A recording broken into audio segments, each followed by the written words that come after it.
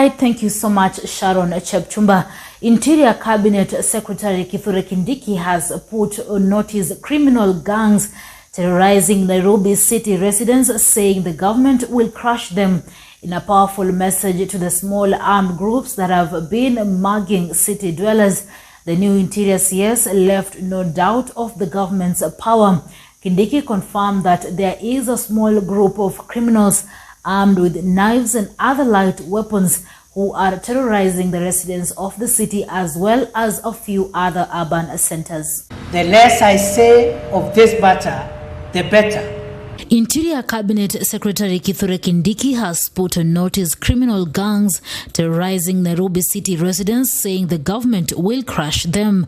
I take this opportunity on behalf of the government of Kenya to assure all Kenyans and all persons who are lawfully residing in our country that our nation remains safe.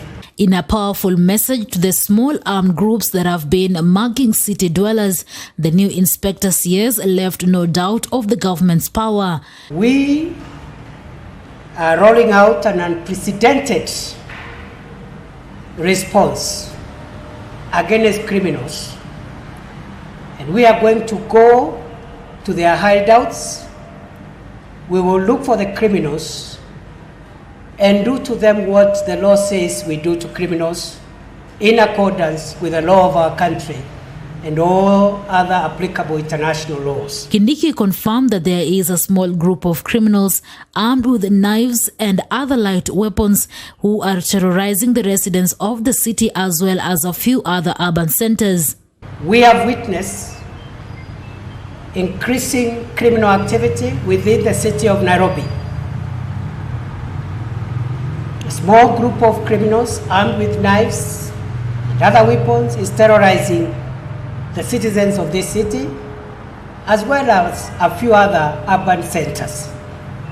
Those boys who have dared the government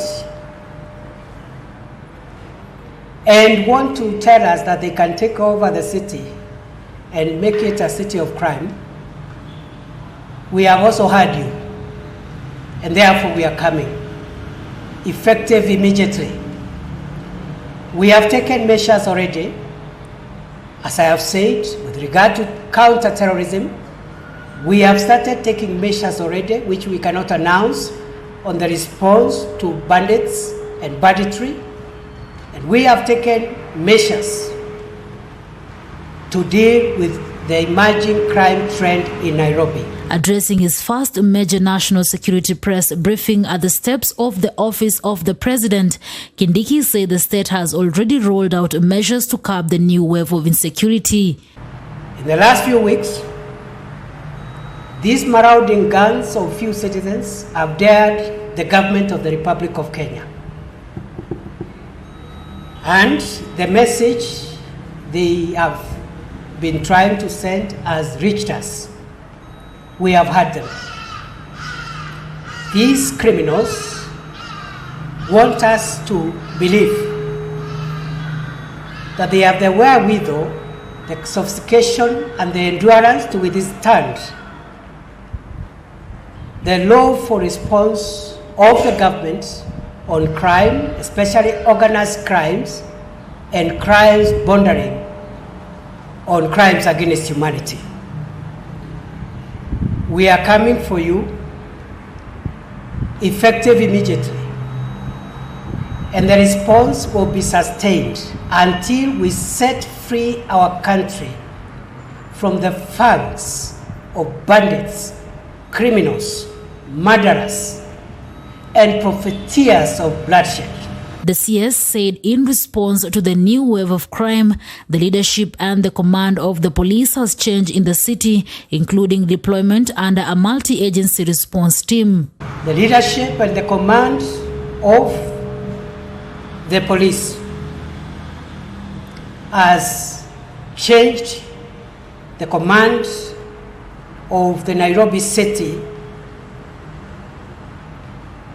Police deployment effective immediately. The National Police Service also has put in place again a multi-agency, multi-discipline response to this problem to get these our errant sons, maybe daughters, to get them out of our streets and put them where criminals belong to. The tough-talking CS said the government is committed to the security and safety of the nation, as security cannot be compromised for anything, not even for votes. The commitment of the government of Kenya to make sure Kenya remains safe. We cannot trade off our freedom and our security for anything. Not for votes, not for anything.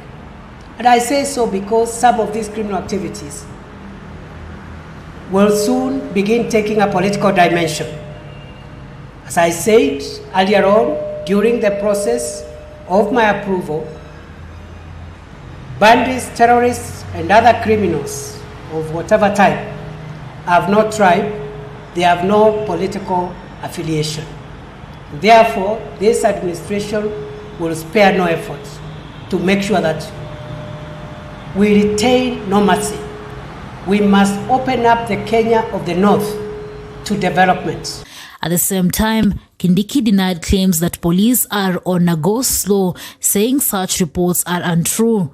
We want to make it clear as government that we are coming to dismantle not only the criminals themselves, but also to bring down the entire chain that has been the cattle or livestock rustling industry, from the financiers, the spiritual supporters, the criminals, the benefactors, and those who purchase livestock stolen from fellow Kenyans. The CS said the state will defend all police officers who use their firearms lawfully in accordance with the police standing orders and the constitution. The announcement came just hours after Inspector General of Police Japhet Koome and Nairobi Governor Johnson Sakaja met over the county's security situation. The IG and the governor agreed to form the Nairobi County Policing Authority, which the National Police Service has allocations for. For Maisha Prime, Maisha Television, I'm Rida Chebet Kering.